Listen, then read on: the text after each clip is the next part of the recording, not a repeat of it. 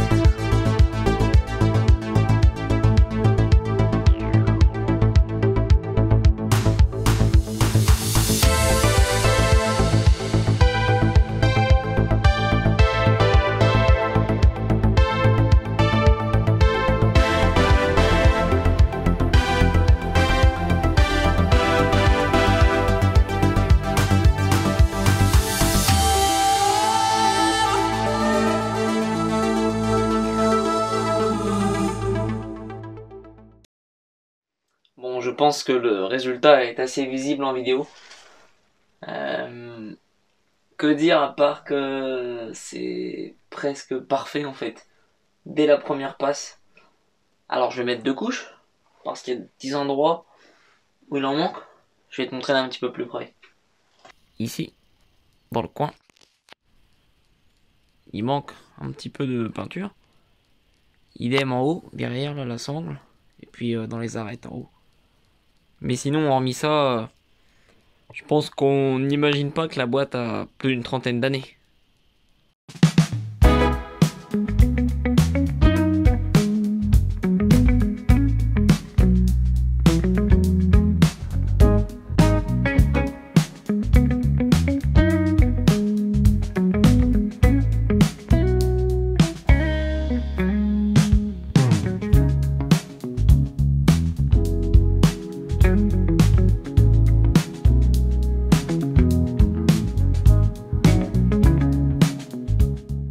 Maintenant que la boîte est peinte, il faut maintenant faire sécher la peinture. Et là, c'est une autre histoire.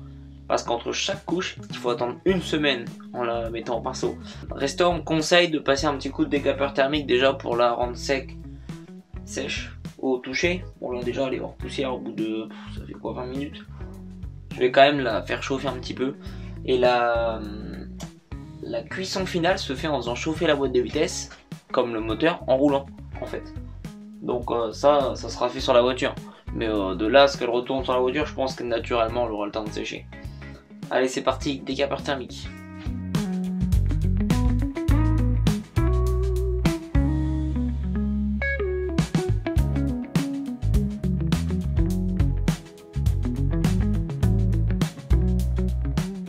Devant ma cheminée, il fait très chaud.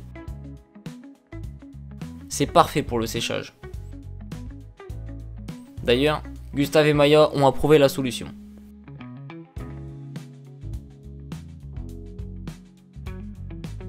Bon, le moins drôle, ça a été de nettoyer l'huile qui a coulé. Même vidangée, il en reste toujours un peu. Hors caméra, j'ai pris le temps de nettoyer chaque petite pièce. Les durites, les vis, mais aussi les supports que j'ai peints avec de la peinture exprès. J'avais pas envie de négliger ces petits éléments, c'est vraiment les détails qui vont faire la différence à la fin.